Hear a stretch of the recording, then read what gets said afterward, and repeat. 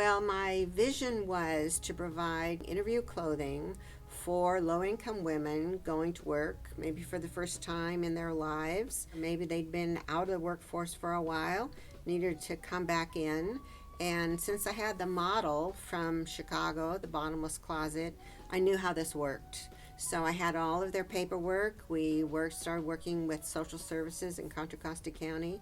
And the second year we were in business, Welfare to Work came into being. So the Clinton transformation of welfare from a federal program to a state by state program, and people came to us in droves, needing clothing and going to work. I got involved because I had just recently retired for a long retail career, working for Goldman's, based in the Oakland area.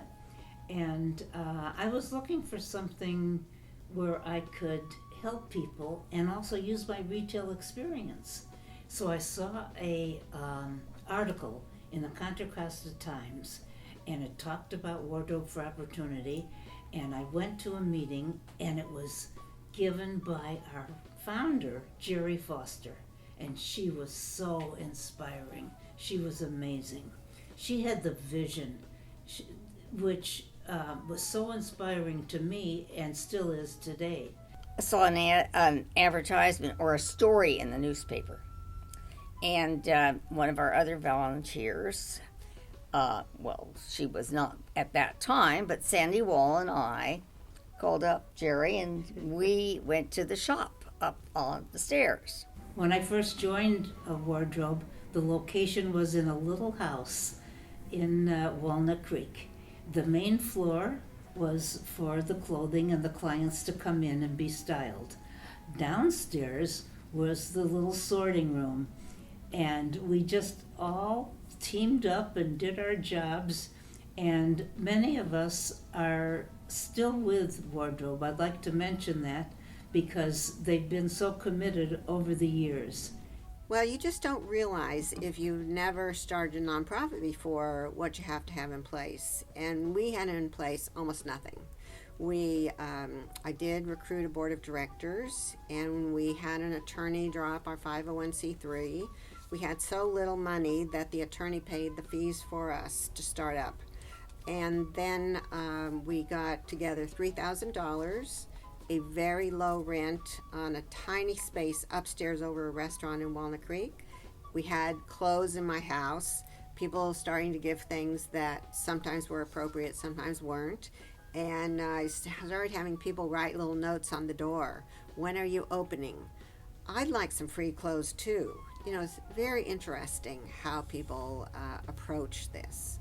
But we had a working board, our attorney, our accountant, because we didn't have any money, all worked for us for free.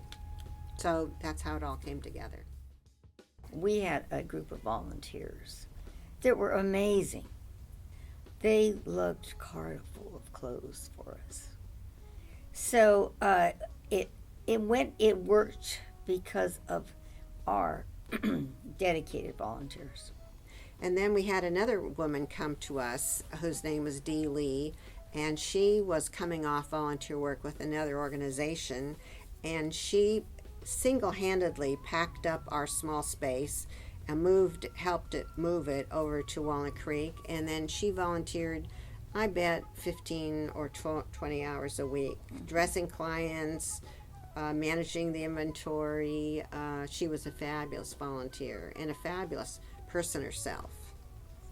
Sandy Wool is a very outgoing, energetic friend of the wardrobe, and I first met her when we were both out looking for marketing for business, and we saw each other 3 nights in a row. She said, we have to get acquainted. So she has introduced volunteers, collected clothing and scarves and accessories and various things through her business to us. She's been a really true supporter. Sandy has been a terrific supporter. She was able to, Sandy started from the beginning with Jeri and Jan, and she's been terrific. And she has a great knowledge of retail because she's in the business herself. and she was able to get us incredible donations over the years. Well, Sue Green started with us in the bank, I believe, helping us with stock. Yes, I'm correct. Yeah. We unloaded and more cars full of clothing at the bank in Lafayette together through those years. And she always had a smile on her face. Sue Green is a fabulous worker and dedicated to the wardrobe and to helping other people. And she's the one who really convinced Warren Malnick that we should move into the space in his store. She's would do anything for the wardrobe. She's a fabulous volunteer. In the context of WFO and the Men's Empowerment Group, I'd have to say Bill Slavin.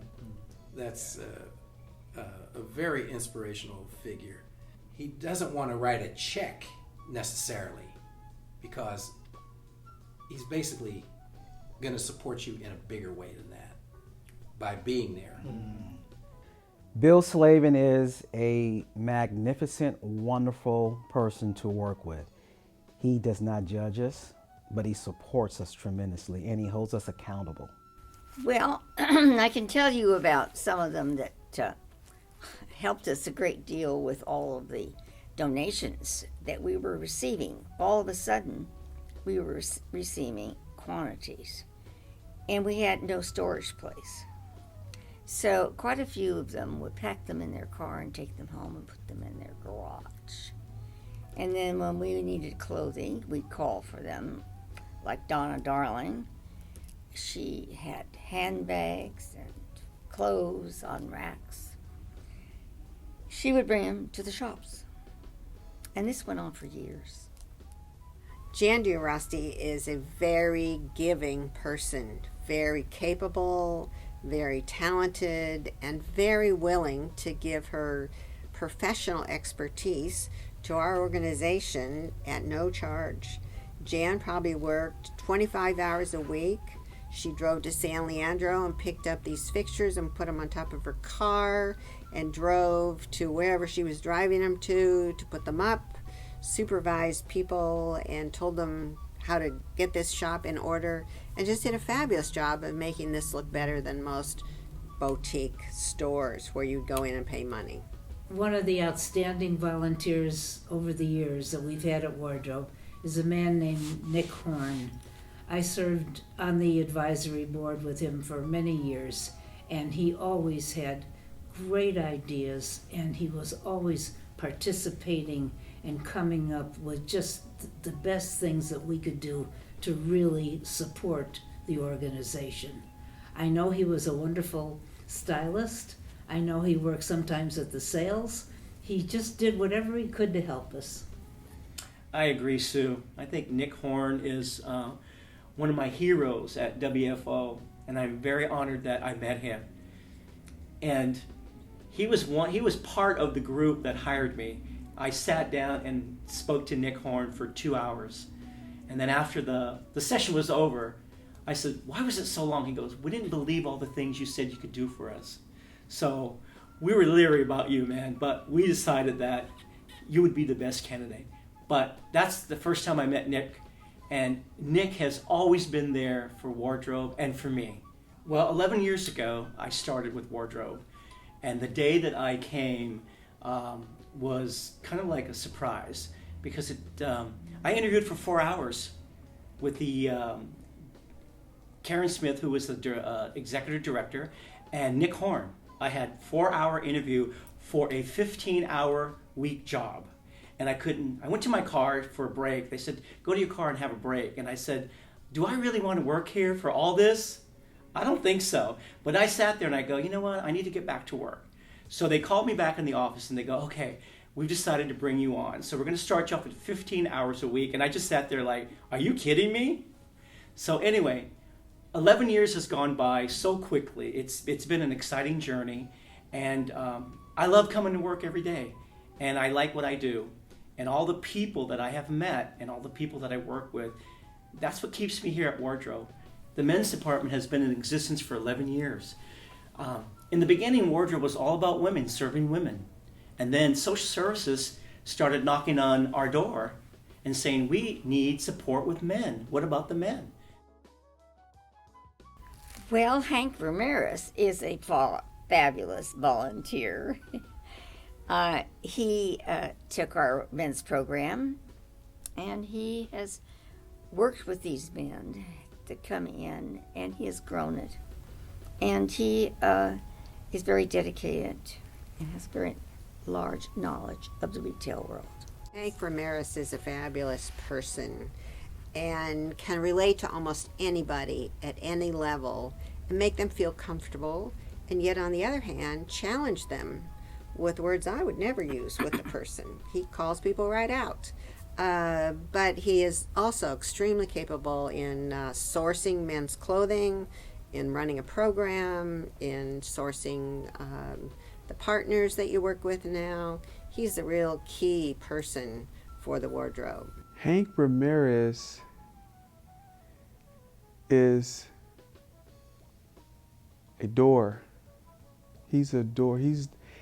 He epitomizes that door we see on the WFO pamphlets, all of the marketing material. Hank Ramirez has been that door for me. Hank Ramirez is my buddy. Hank Ramirez is the second man that I met here at WFO, and Hank Ramirez is a cornerstone to WFO. He's a cornerstone to the whole men's operation. Hank Ramirez is a cornerstone to the job workshops, the cultivation and development classes. I did workshops with Hank that he had put on with different corporations of the company, U.S. Bank, Bank of the West, Men's Warehouse, things of this nature. And Hank would take the time and give you the key components that you would need to deliver an effective interview.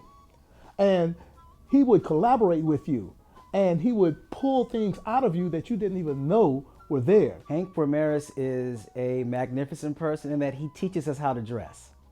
As a fitness trainer, I didn't know what to do until I met him. I can remember when Paul and I, who's my partner, and I want to thank him. Sorry.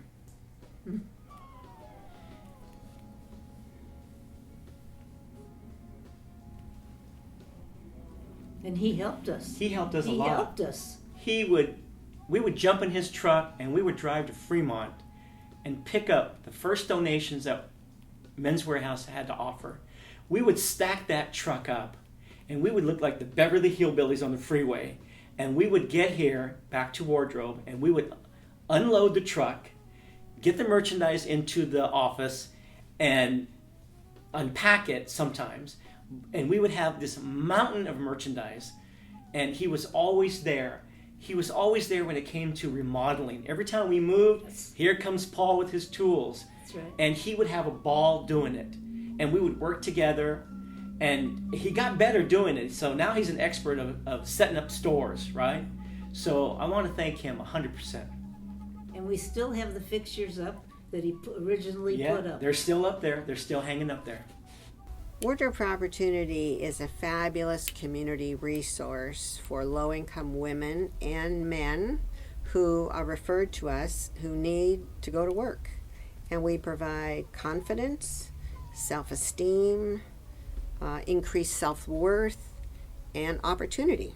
That's why Wardrobe for Opportunity is such a key name, because it's about providing opportunity. Then the individuals have to do the rest themselves. And they do. Wardrobe for Opportunity is just that. It is a wardrobe for the opportunity for any individual that walks through these doors to step into the rest of their life. When I say wardrobe, I'm not talking about the clothing. I'm talking about how you are clothed in your thinking, in your belief, in your confidence, in your direction in life, in your increasing ability to achieve the aims and purposes that you designed for yourself. Wardrobe for Opportunity affords anyone that comes through these doors the opportunity to develop themselves into that person that can achieve the opportunity that's presented to them. Here at Wardrobe, the clients are number one. It's always been number one for me. So that's what makes us who we are. We are pillars of the community. We do the best job around. There's not too many people like us. There's only 2 other agencies in Northern California that do what we do, but we're the best. We're the best. We've been around for 20 years, and that's why we're all celebrating here tonight, ladies and gentlemen, our 20-year anniversary, because we did it right, and we're continuing to do that as of today.